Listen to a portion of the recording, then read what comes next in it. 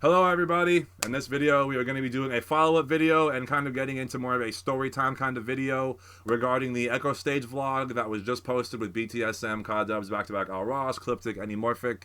If you haven't seen that video, I highly advise watching the video first to get some background and just an idea and kind of being able to like paint the picture in the setting of where we're at and how this happened.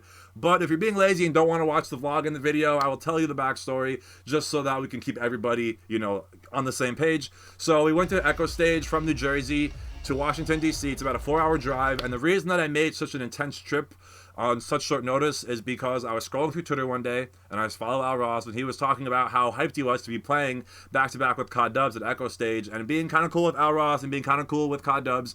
I was like, yo, somebody should document this, and he responded back, and he was like, yo, somebody should. So I hit him up, and I was like, if you need someone to document it, the film, hit me up, I'm down to make the trip. So he hit me up in my DMs, how much do you charge, blah, blah, blah. And then I got hit up from Codd Dubz and was like, yo, you're doing media for Echostage? And I was like, I don't know. I was talking about it with Al, but he didn't get back to me. So fast forward a little bit and we get things locked in. So I work 9 to 5 on Friday. I go to Echostage right after. We get there just in time for Cliptic. So we get to the show. We do media. We have a great time. It's an awesome show. We're hanging, vibing in the green room. And so after the show, it's like 2:30 a.m. As we're walking back to the car there, somebody was like in like distress and a panic, and they're like, hey guys, there are a bunch of cars broken into on the street.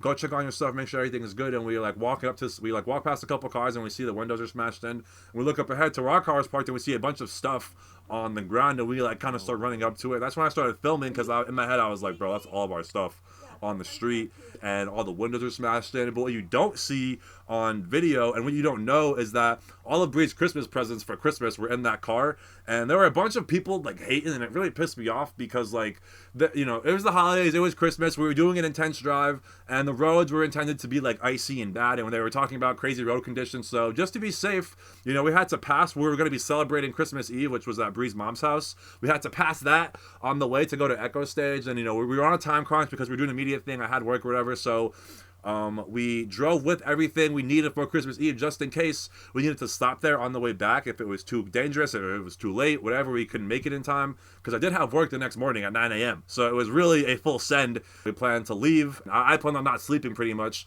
and going to work the next day.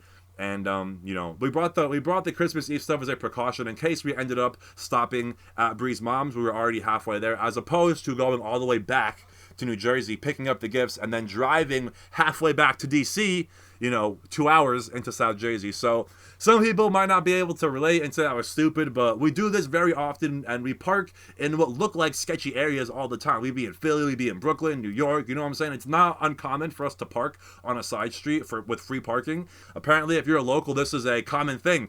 People break in, it's a bad area, and like these kind of things are pretty common.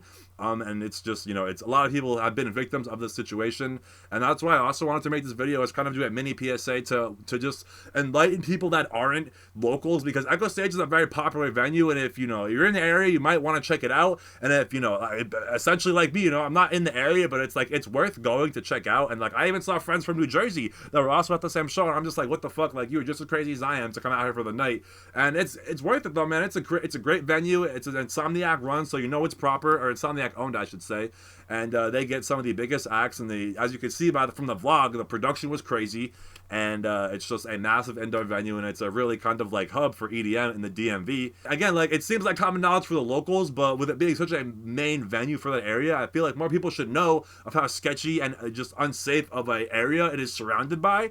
It is just safer to get the valet parking in the garage and pay for parking, or park somewhere farther away in Uber. And it's not like we were parked in a fucking dark ass alley either, bro. If you look at the footage, we were parked under streetlights, and there were buildings, businesses that were on the same street. So it's not like we parked on like, fucking crackhead corner, you know what I'm saying? Like we were just on what looked like a normal street. It was a nightclub and a school, and like, it didn't seem like anything out of the ordinary. To again defend ourselves, people to be like, oh, you shouldn't leave anything valuable, open or, up for grabs or whatever. But there were 6 other cars targeted on the block. So even, it's not like they saw a car and like, oh shit, let's take that stuff. They were taking stuff regardless. So going back to the situation, when we, got to the cars, there were a bunch of other people that were in the same situation, a couple who I actually ended up knowing. And so we called the police. The 911 dispatch basically told us that since it's not an emergency, no one's hurt. There's no witnesses. There's no like cameras that we could spot. They were asking for video cameras.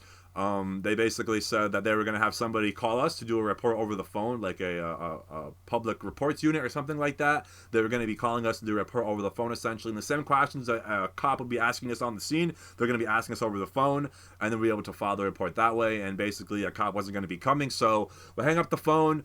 And a couple minutes later, we get a call from this, reporting unit. We start telling them, answering the questions. And when I told them that there were 6 other cars or several other cars that were hit on the, on the same street, they said, oh, if there's several other cars, we can open up an investigation, and we're going to have to send a unit out there and this and that. So please wait for the unit, and they'll do the report that way and get, statements and, whatever, take pictures and do this and that for everybody. So we waited.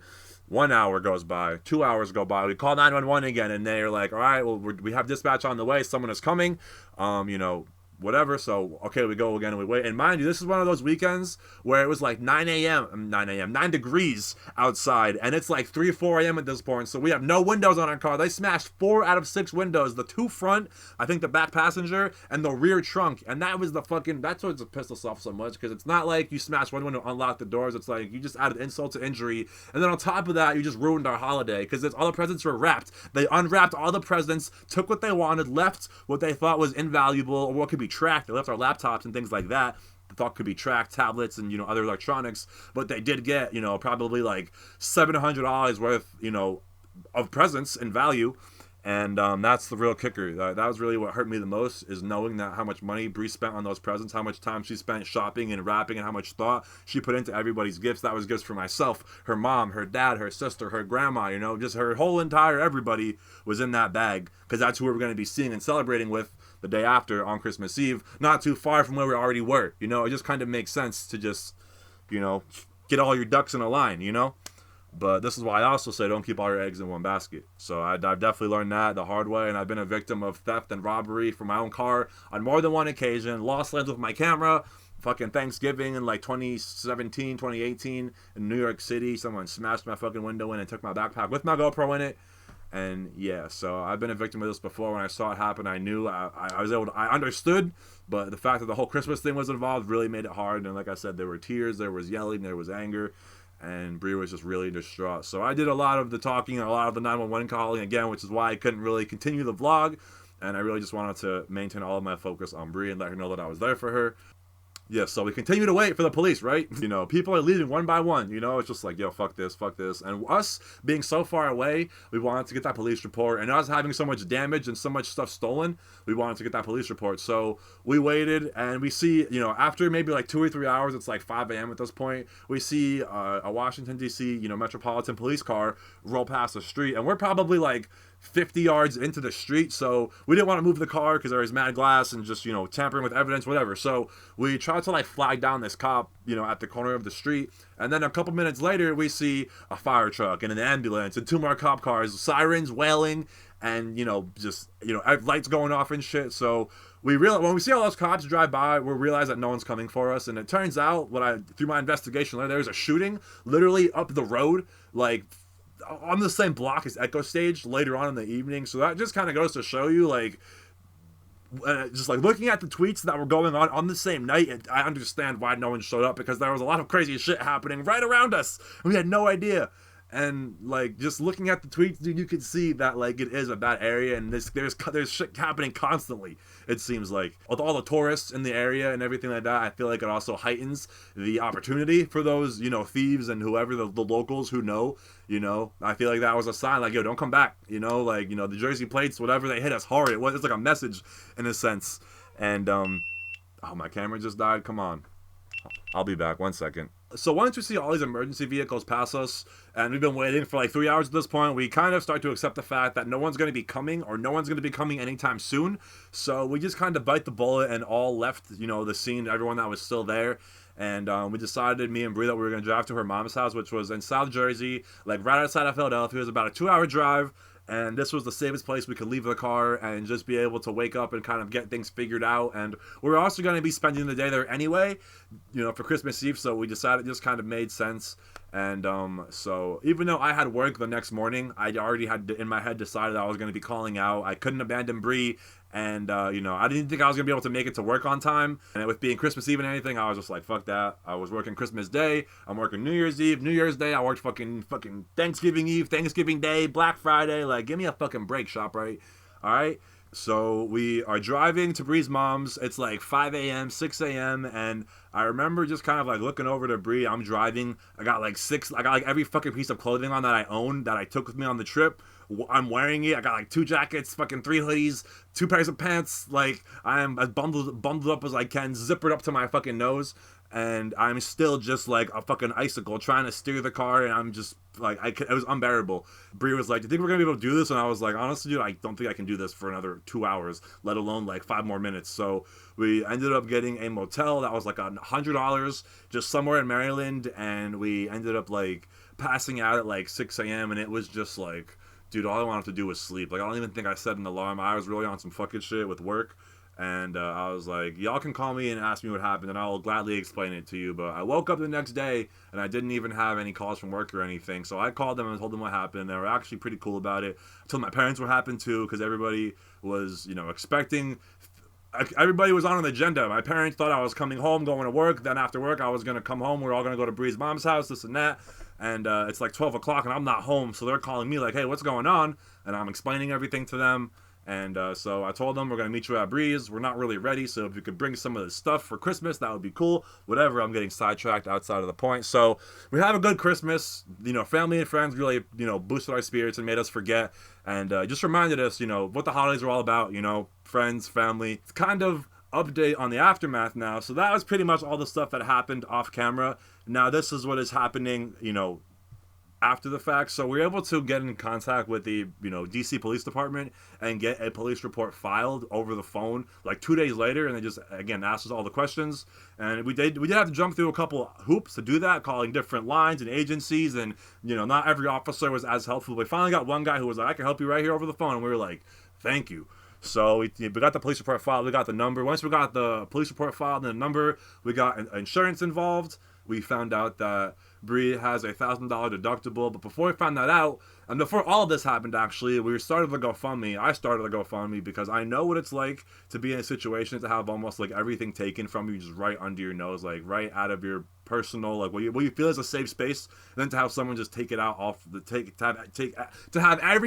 to have one person, I can't even talk, it's just so like frustrating to have one person take it off from you right under your nose from your safe space is really, it sucks. And it happened to me at Lost Land, right out of my car, my whole entire backpack, my life, my camera, everything that I use to make a living, and all of these like irreplaceable things that have no cost, you know, they're priceless things, videos and hard drives and, you know, all these memories and work that I did and hours that I put into this content and this work was all just taken from me, and basically starting from scratch. And here we are doing it, you know, but who knows where I would be if I had all of that content from 2016, 2017, 2018 lost, you know what I'm saying, like the OG Festival Finesser content. But so I started the GoFundMe, and there was tremendous support. And what was really cool is not only was there support from my friends in the community, but there was also support from the artists.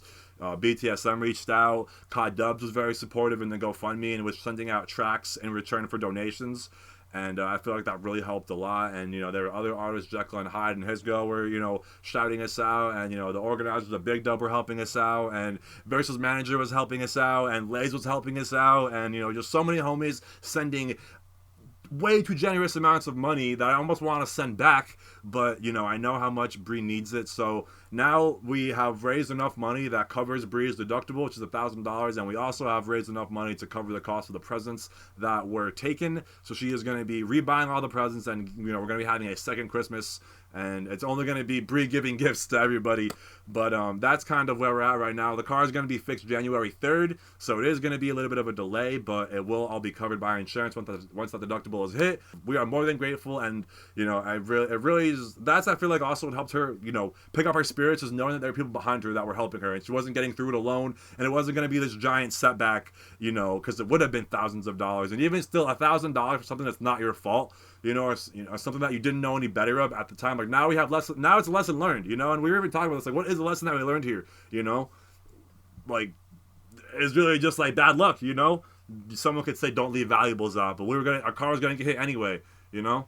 And someone said, don't even go to the show if you gotta go with your Christmas presents. But like, bro, like, what are you gonna do? Live in a bubble your whole life and live in fear and think that someone's gonna rob you? That's the problem we have now, is living in this PTSD of being fearful that someone's gonna break into our car, whether it's locked. That's kind of where we're at. We have seemed to recovered and bounced back, and it's really thanks to you guys. And now I want to create awareness, you know, if you're still watching, regarding the parking and the area of, you know, of Washington D.C., the surrounding areas of Echostage. Echostage is an awesome venue. It's really like an upper echelon venue. It's run by Insomniac, and you know how Insomniac gets down.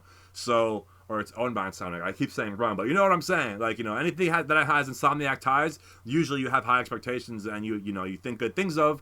And we would, you know, there was a police presence, which was crazy. You know what I'm saying? But it's like, for the police to take 3 hours to make it around the block, it only makes me think like, I mean, it doesn't even surprise me that they were able to get away with it and hit 6 cars and smash over 10 windows with the alarms going off, and, you know, being able to just like sit at the car and go through bags and unzip shit and unwrap presents. Like, it's not like it was just like a hit and run. It was they were really looking, you know. I don't know how fast they did it, but to do 6 cars and, you know, I'm sure alarms were going off, and to have no one notice, and it doesn't even surprise me because of how long the police took. And I'm sure the people that live in that area know that the cops aren't going to roll around that often or whatever. You know, it was just, like I said, blow after blow. And it was just unfortunate event after another. And, you know, Bad Luck Brian was really out here, and now it is Bad Luck Bree. And I hope we never have to have any more Bad Luck Bree situations, because I feel like it was my fault in a sense. I bring this bad luck energy. We were out there because I was doing video work,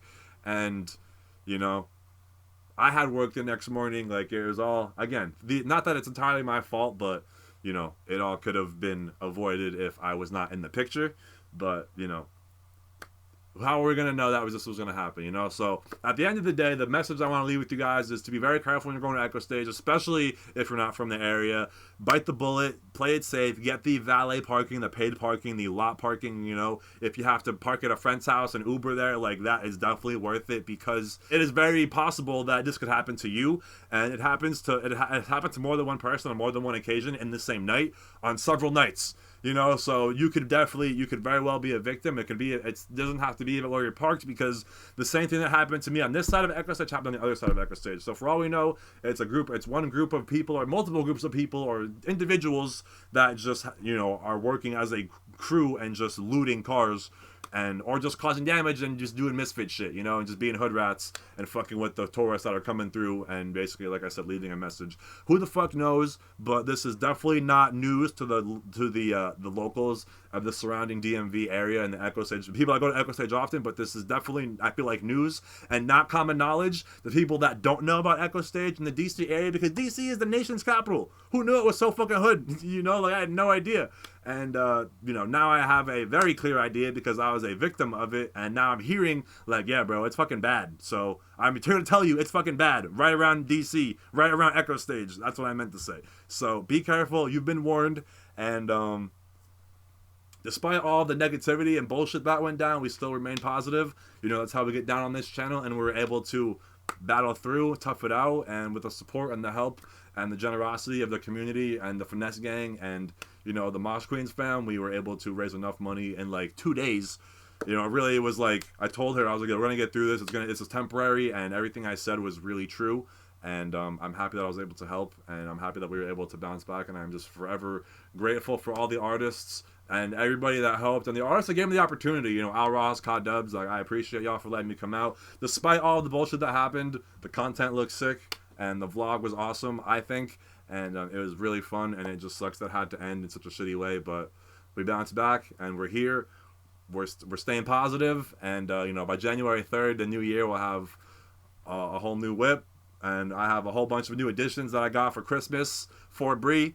So she's gonna have new windows, new rims, new gizmos and gadgets for the whip, new accessories. So we're gonna be traveling 2023 to all these festivals in style, comfortably. I cannot thank you and express my gratitude enough. So that is the end of the video, and we'll be going to hijinks. By the time you guys are watching this video, I'll be getting ready to go to hijinks. I'm doing media for that. Thank you for the 15th time probably, and I'm actually going now. I'll see y'all at hijinks, and if not, I'll see y'all in the new year. Peace out. Much love.